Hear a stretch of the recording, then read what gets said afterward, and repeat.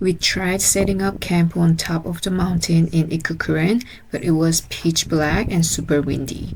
Khalid and Tatem usually visit this spot, but with the wind, we just couldn't set up our tent. We end up coming down a bit, and Khalid, being the wildlife pro he is, gets everything set up in just 20 minutes. Made everything cozy and comfortable for us.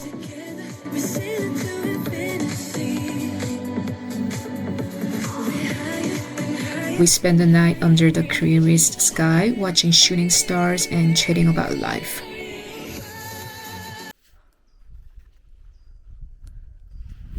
I slept in the camping in the tent. Oh, it was slightly cold, so I couldn't sleep properly, but sleeping surrounded by nature is such a natural healer. It refreshes our mind and body. Khalid is also our chef. He's up first thing in the morning, prepping breakfast. In the mountain, it's a little bit cold. We were up there, but then it was super windy at night, so I moved here. And I look terrible. This is temporary. Our toilet, I think. The faucet. Let me get clean up a little bit. Growing up, I went on tons of camping trips with my family, but this team puts everything on another level. They eat a lot of olives, eggs in the morning. I still can't get over how they secretly put everything together so perfectly for our camping weekend. From the snacks and food to the gear, every little detail made it so special. After a quick breakfast, Khalid packed our lunch and Tatem and I started getting ready since we had a full day of hiking ahead. Taking down our base camp. Very professional. And finished the breakfast.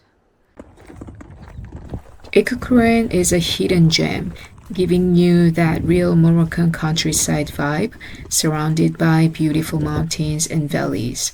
It's pretty remote and not a touristy spot, so it gives you a glimpse of authentic rural life in Morocco. The views were stunning, and we spotted wild animals along the way.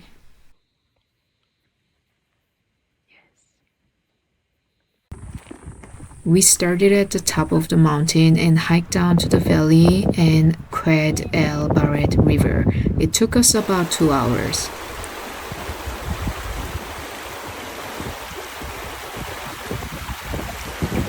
Being in tune with nature is almost like a form of meditation.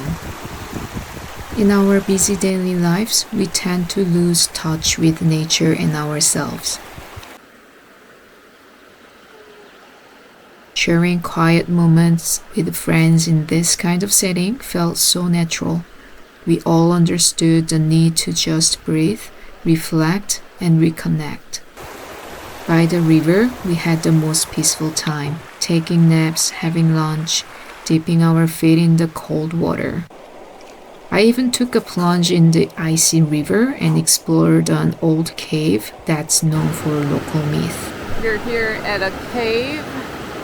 People come here, there's a myth that if you jump into the water and do the swimming and leave your clothes, any clothes, underwear or any clothes that you are wearing, you're gonna get married soon. So actually we saw a dress over there. Yeah, some lady did it probably. It's cooler air is coming out. The plan was to ride horses back up the mountain from the river, but it turned out it was market day, and the whole village was out getting supplies.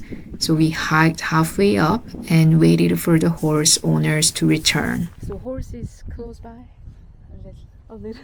What do you mean by little? It's maybe 30 minutes? Huh? 30, 40 minutes? Kali? Kali.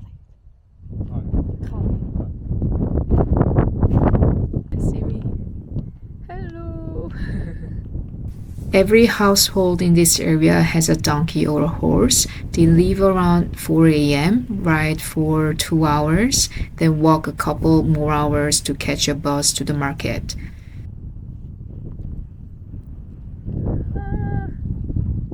Learning about their market day made me realize just how isolated life is here.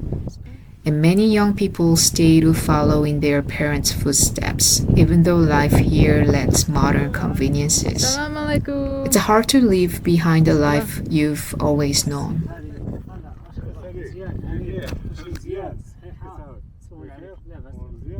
Tatem and Khalid know most of the villagers because they've been exploring this area for years. Mohammed. Kim. When, by the way, everyone here calls me Kim, my last name, and I've started introducing myself that way. They say it's just easier to remember.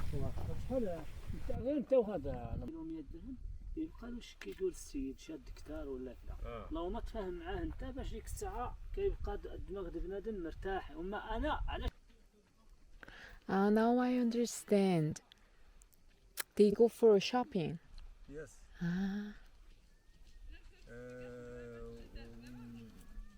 Yesterday we passed. The city center. I call city. I see. Slowly, the villagers started returning from the weekly Monday market, carrying their supplies. I learned that during the rainy season from December to February, the market can be on hold for a month because this whole area becomes inaccessible due to floods and landslides. So they stock up for survival.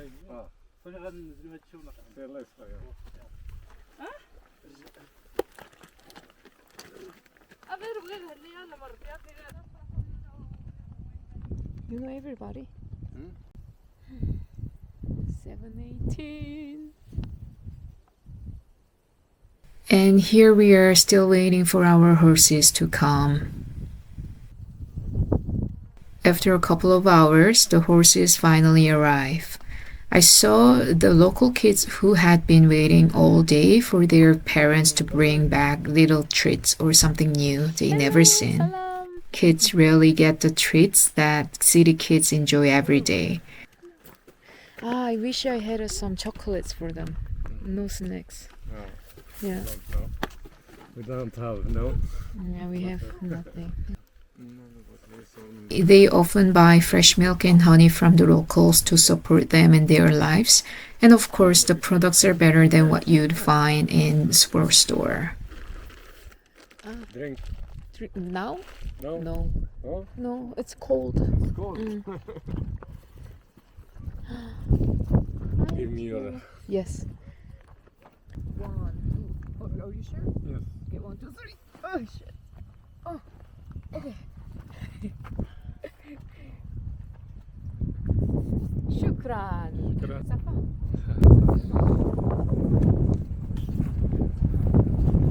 I hopped on my horse and could feel her body heat from the long day. I could hear her heavy breathing as we climbed the mountain.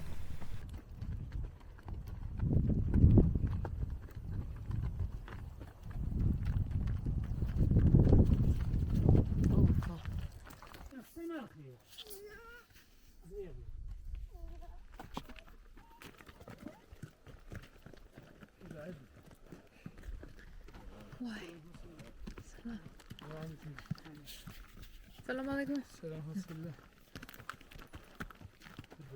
I felt bad for making her work even longer today, but the ride was worth it. The sunset over the valley was stunning.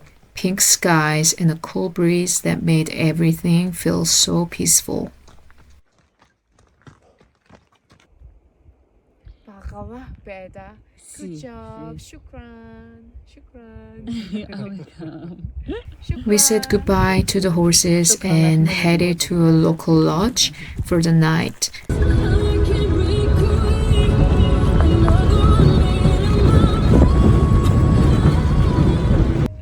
It's going to rain today in the evening, so we decided to stay indoors instead of camping.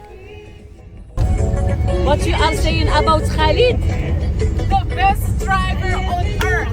Thank you. No Yes, one can drive like him. yes, I confirm. And Thank he's a you. great chef. Yeah, thank you. He's the master of camping. Yes. And he's a romantic. Oh, good for your wife, Khalid. As it gets darker, the clouds roll in and it starts drizzling. After a long day of riding this classic car, I was so ready for a roof over my head. السلام عليكم. كلشي مزيان بخير. الحمد لله وانت مزيان. Khalid was feeling sleepy, so we stopped for a coffee, where he ran into some local friends. After a quick break, we hit the road again, and finally we arrived.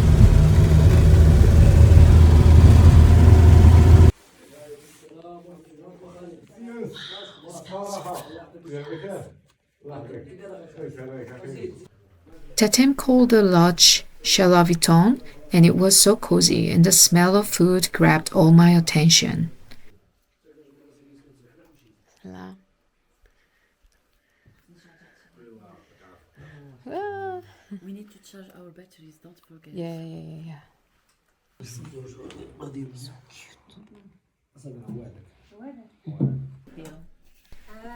We started with a soup made with ginger, turmeric, and spices. It was perfect for warming us up. I had 3 bowls. What is this? It's called semen.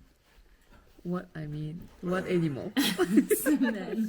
Semen. It's semen. Okay. تخلعه.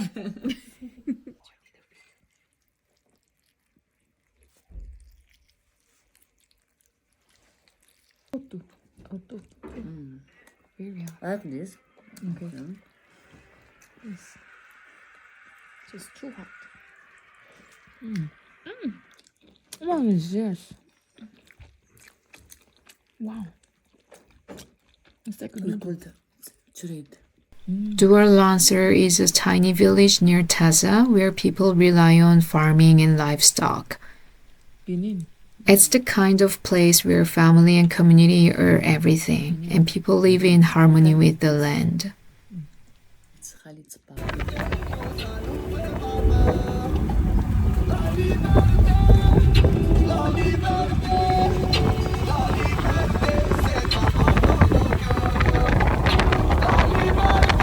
The next day, on our way back to Taza town, we visited a few traditional handcraft cooperatives. The Moroccan handcrafts industry is such a big part of the country's culture and economy. It provides jobs and keeps traditions alive with the skills being passed down through generations. Wow. Into something beautiful. Our first stop is a woodcraft cooperative where they mainly work with olive wood. They transform it into furniture and home goods, selling to both local and international markets and clients.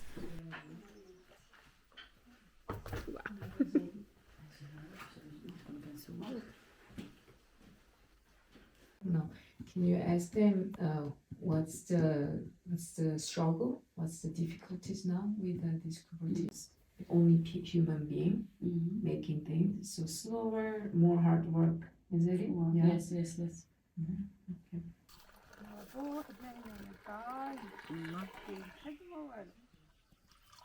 Nice.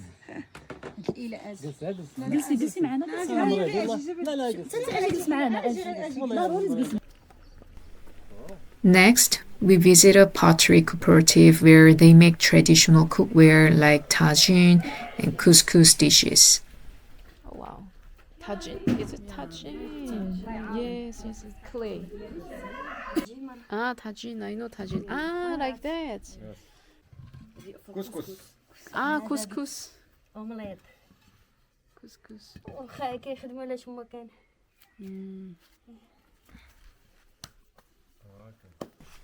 Everything is handmade by families in neighborhood, and the artisans work together to keep their villages going.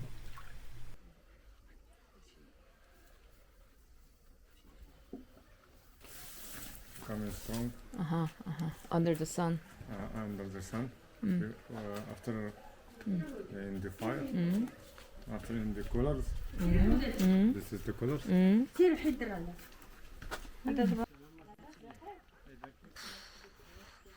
We then stopped by a neighbor's workshop next door where the smoke was thick as they baked pottery. 야, 지. 오.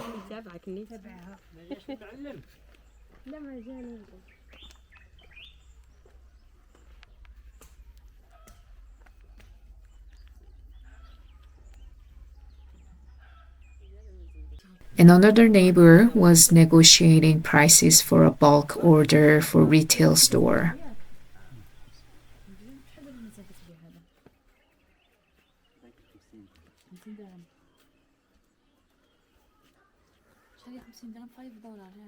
$5. Came, for example, this is $5. 어.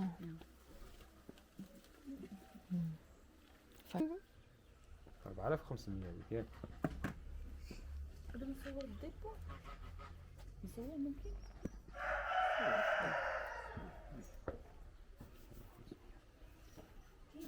you can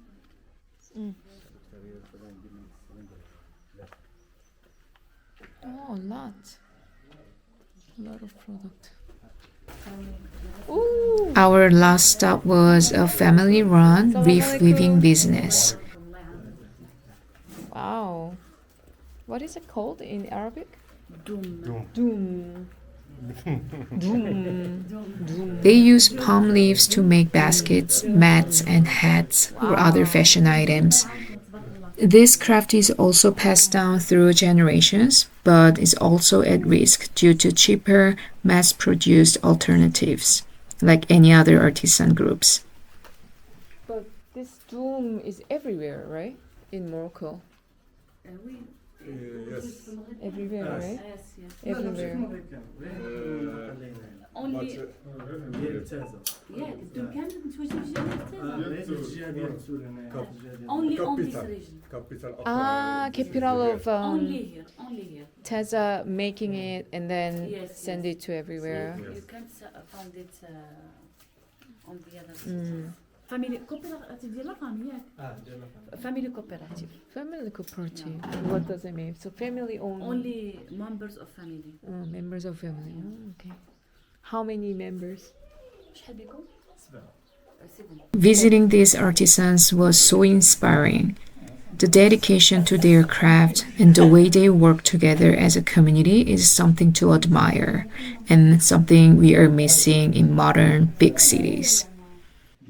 It's tough for them to survive and compete with modern, cheaper products, but they're preserving their heritage. Barbecue place. Okay.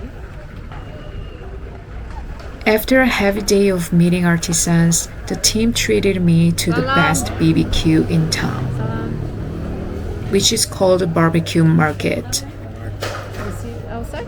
Yes. Yes. That's it. Bon appetit. Bon appetit.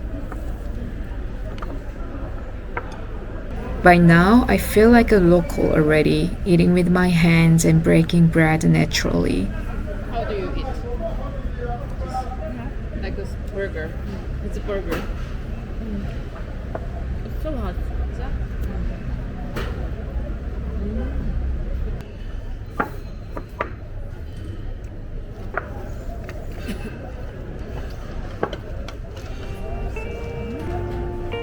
It was the perfect way to wrap up our eco tour research weekend. Seeing how isolated communities live in harmony with nature has made me rethink what it means to live a meaningful life. It's all about respect for human dignity and community. This experience really opened my eyes to the importance of collaboration and finding ways to create a more inclusive economy.